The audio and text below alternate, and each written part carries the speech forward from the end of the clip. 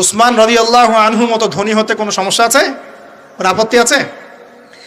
একটা আমল তার জীবনী থেকে পাওয়া যায়, এটা পড়ে আমার কাছে এত নিজেকে এত ছোট মনে হচ্ছে যে কাশ যদি এই আমলটা আমি করতে পারতাম। বলে দেব?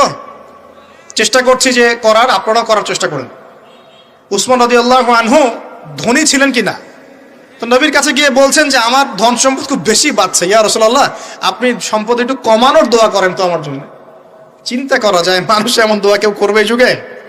আচ্ছা, নবী সাল্লাল্লাহু আলাইহি ওয়াসাল্লাম বললেন তুমি উটের পিঠে, গাধার পিঠে খাওয়া দাওয়া করো, ঠিক আছে, খাওয়া দাওয়া করো। তো তিনি খাওয়া দাওয়া করেন।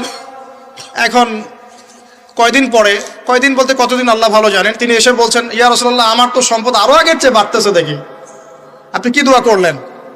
সম্পদ আরো বাড়া শুরু করেছে এখন। তখন তিনি বলছেন যে তুমি যখন খাও তখন তোমার হাত থেকে যদি খাবার পড়ে যায় তুমি কি করো? তখন তিনি বলেছেন আমি আমার হাত থেকে খাবার যদি পড়ে যায়, একটা দানাও যদি পড়ে যায়, আমি উটের পিঠ থেকে নেমে সেই খাবারটাকে তুলে পরিষ্কার করে তারপর খাই।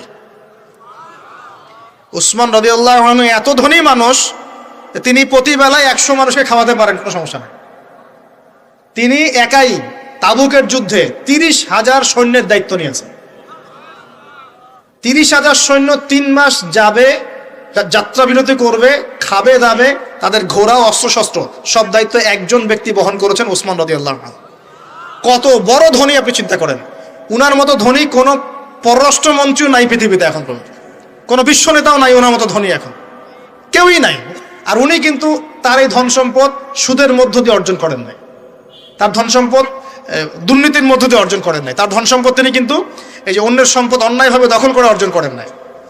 তিনি সম্পদ অর্জন করেছেন বৈধ পন্থায়, হালাল ব্যবসা করেছেন নাকি না?